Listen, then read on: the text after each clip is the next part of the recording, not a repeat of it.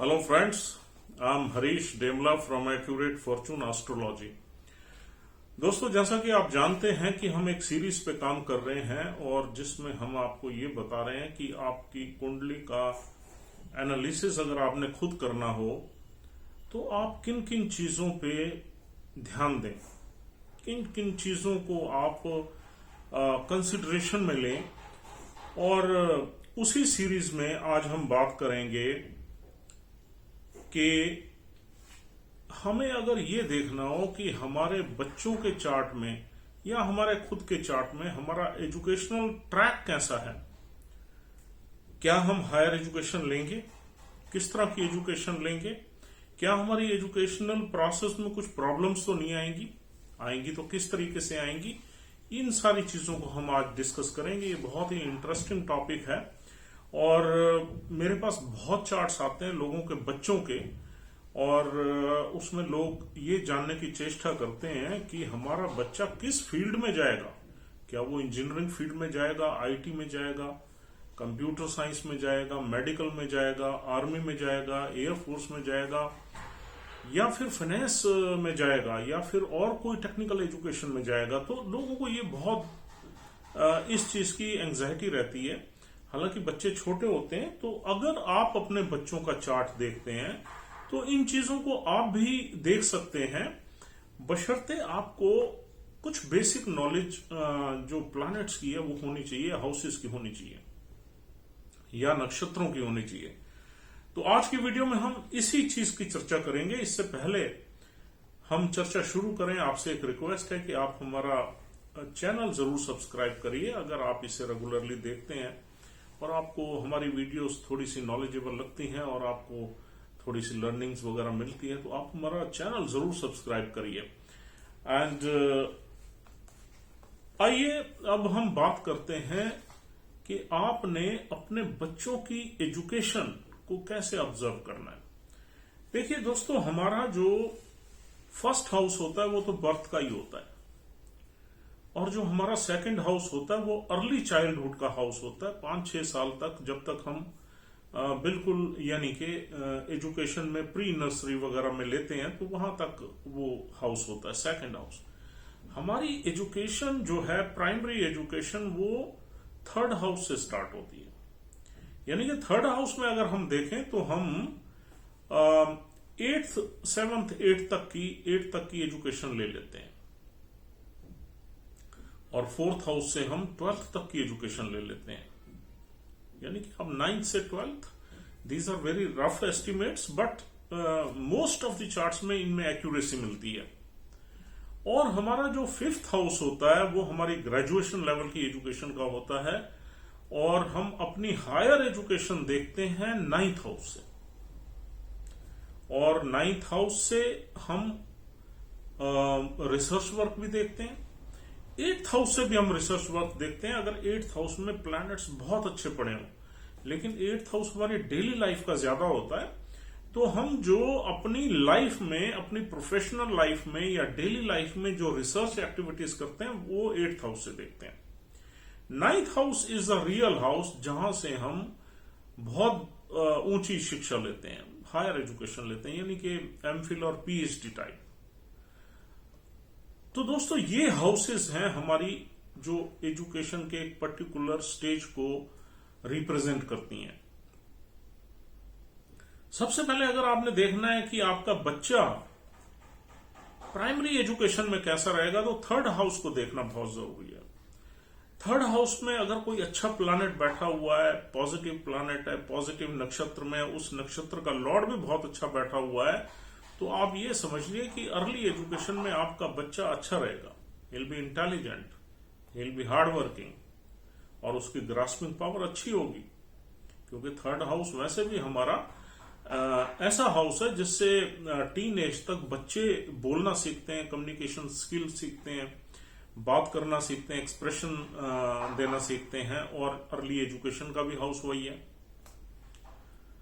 और अगर वहां पर कोई प्लैनेट खराब बैठा हुआ है, ये हम आपको वीडियो के अंत में बताएंगे कि खराब प्लैनेट्स कौन से हैं जो आपकी एजुकेशन में हर्डल्स पैदा करते हैं, और अच्छे प्लैनेट्स कौन से हैं जो आपकी एजुकेशन को 4 चांद लगा देते हैं। अगर आपको ये देखना हो हमारा बच्चा 9th, 10th, 11th, 12th standard में कैसा परफॉर्म करेगा, तो आप अपने 4th हाउस को देखिए। 4th हाउस का संबंध वैसे ही एजुकेशन से, अगर 4th हाउस हमारा संभला हुआ है, उसमें अच्छे प्लैनेट्स पड़े हुए हैं, तो हम ये समझ लेते हैं कि हमारा बच्चा यहां से एजुकेशन भी अच्छी लेगा, 12th स्टैंडर्ड भी अच्छा, और उससे आगे एडमिशन भी यहीं से ही होता है 4th हाउस से 5th हाउस की तरफ, यानी कि ग्रेजुएशन की तरफ, तो वो अच्छा ही जाएगा। तो 4th हाउस अगर आपका संभला हुआ है और वहां पर कोई अच्छे प्लैनेट्स हैं, तो डेफिनेटली यहां पर आप ये समझ लीजिए कि आपका बच्चा 12th स्टैंडर्ड में अच्छा परफॉर्म करेगा या 10th स्टैंडर्ड में ठीक रहेगा। अब आते हैं 5th हाउस की तरफ। 5th हाउस हमारा ग्रेजुएशन का घर है, यानी कि पोस्ट +2 या 12th स्टैंडर्ड या इंटरमीडिएट हमारा 5th हाउस है। 5th हाउस से 5th हाउस की पोजीशन देख के आप ये अनुमान लगा सकते हैं कि ग्रेजुएशन लेवल में हम कैसा परफॉर्म करेंगे। क्या ये बिलो एवरेज होगा, अबव एवरेज होगा या एक्सीलेंट होगा? तो अब डेफिनेटली एक्सीलेंट हम मानेंगे। 90% प्लस अगर कोई भी बच्चा सिक्योर करता है तो एक्सीलेंट है। अगर ऐसा योग है, अच्छा हाउस है वो, तो डेफिनेटली बच्चा बहुत ब्रिलियंट होगा। अब है 9th हाउस। 9th हाउस अगर बहुत ही अच्छा है तो आदमी फ्लो में ही हायर एजुकेशन लेगा। और 9th हाउस में अगर कोई योग बना हुआ है, राजयोग टाइप बना हुआ है, तो आदमी और अच्छा लेगा। अगर वहां पर गुरु जैसे प्लैनेट्स हैं या केतु जैसे प्लैनेट्स हैं, तो हमें रिसर्च वर्क में भी ये ले जा सकते हैं, यानी कि हम पीएचडी भी कर सकते हैं। वो देखना पड़ेगा कि कौन सा प्लैनेट है जो आपको टॉप एजुकेशन में ले जाएगा। अब देखिए दोस्तों, हम ये बताने की कोशिश करेंगे कि आपके जो एजुकेशन है वो कौन कौन से प्लैनेट किस तरह की एजुकेशन आपको देते हैं। देखिए, मोस्ट प्रोबेबली हमारा graduation level is most important, जो कि फॉरेन लैंड में अंडर ग्रेड कोर्स कहते हैं। That is the most important in our career, जो हमारे लाइफ में कैरियर को सेटल करता है। अगर हम अपनी एजुकेशन से रिलेटेड कैरियर फील्ड में जाते हैं तो वही ग्रेजुएशन लेवल की ही एजुकेशन है जो हमारे कैरियर को सेटल करती है। तो ग्रेजुएशन में देखिए, हम प्लैनेट्स को ले लेते हैं। अगर यहां पर आपके चार्ट में मून की एनर्जी ज्यादा है,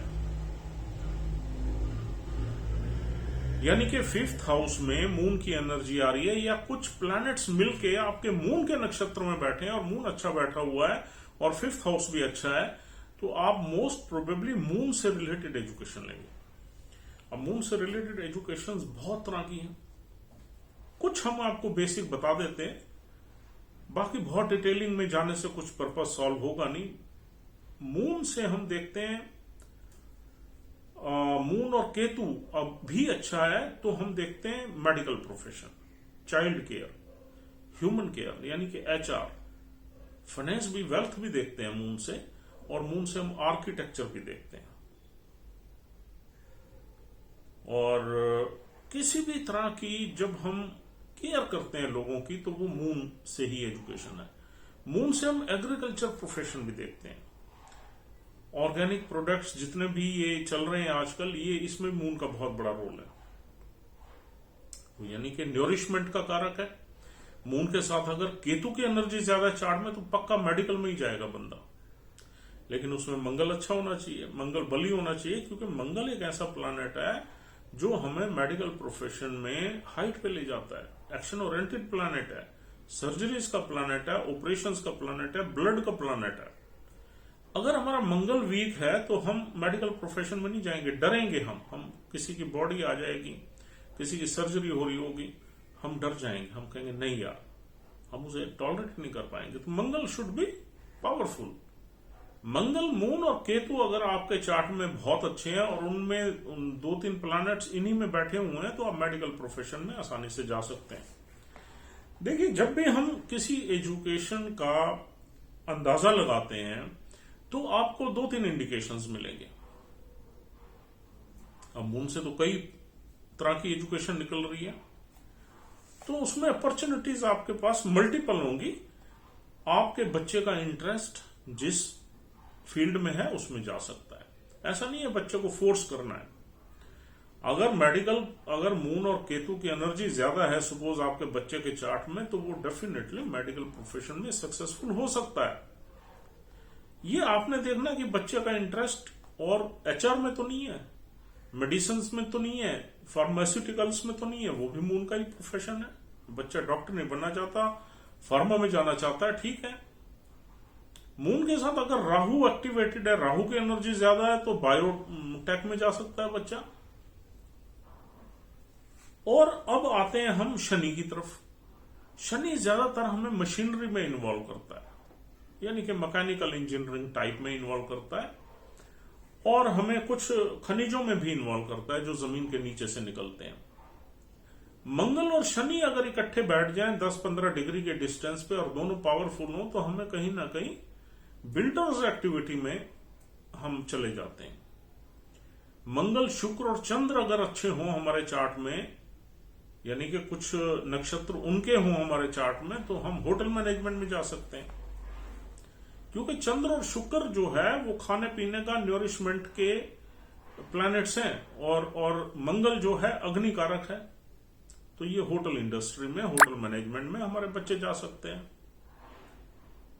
अगर हमारे चार्ट में सिर्फ गुरु बहुत अच्छा है, तो हम फाइनेंस में जा सकते हैं, एडवाइजरी में जा सकते हैं, टीचिंग प्रीचिंग में जा सकते हैं, फैकल्टी में जा सकते हैं। अगर गुरु और सूर्य बहुत अच्छा है, तो हम सरकारी नौकरी टीचिंग में कर सकते हैं, कॉलेज में कर सकते हैं। अगर गुरु और बुध हमारे चार्ट में बहुत अच्छे हैं, तो हम सीए बन सकते हैं। चार्टर्ड अकाउंटेंसी में फाइनेंस और अकाउंट्स दोनों ही होते हैं। और अगर हमारे चार्ट में बुध की एनर्जी बहुत ज्यादा है और साथ में मंगल की भी एनर्जी है, तो हम फिर आईटी, कंप्यूटर साइंस, सॉफ्टवेयर में जा सकते हैं, डाटा एनालिसिस में जा सकते हैं। और अगर हमारे चार्ट में बुध के साथ शनि की भी एनर्जी ज्यादा है, तो इसमें क्या है, हम कहीं ना कहीं मैकेनिकल इंजीनियरिंग में कुछ ऐसा काम कर सकते हैं जो कि कैलकुलेशंस का हो, स्टैटिस्टिक्स का हो। इस तरीके से आईसीडब्ल्यूए में जा सकते हैं। आईसीडब्ल्यूए उसमें शनि, गुरु और बुध की बली हो, तो आईसीडब्ल्यूए टाइप कर लेते हैं, जिसमें कॉस्ट वगैरह हम कैलकुलेट करते हैं मशीनरी की, प्रोडक्शन की।